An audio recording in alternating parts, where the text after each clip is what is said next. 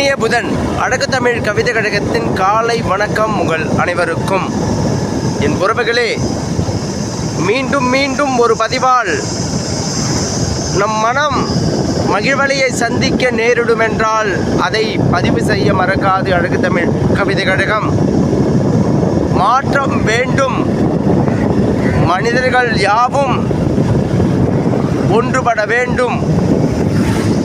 குணம் வேறு மனம் வேறு, நமக்குள் இருக்கும் குறை வேறு. யாருக்கும் ஒரு நிலையான வாழ்க்கைக்குள் இருந்துவிட முடியாது.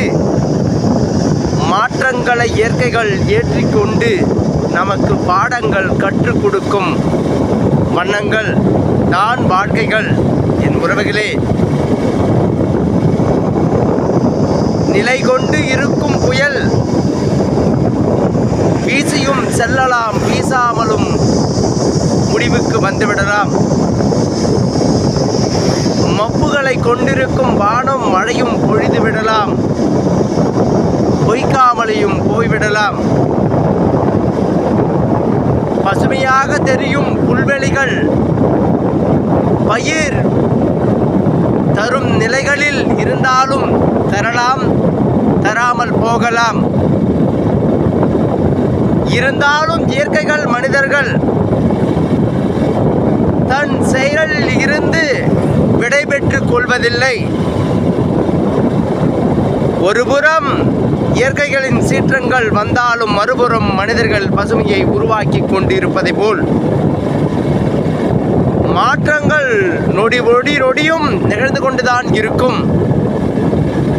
நாம் தான் அதை சரிவர நம் வாழ்வியலோடு இணைத்து கொண்டு அழகூற இந்த வாழ்வியலை கையாளும் மனதை வளர்த்துக் கொள்ள வேண்டும். என் உறவுகளே,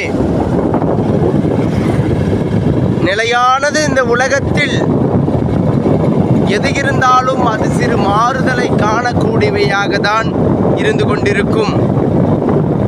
மாற்றம் வேண்டும் என்றால் நாம் முதலில் சரியாக மாறுதலை காண வேண்டும்.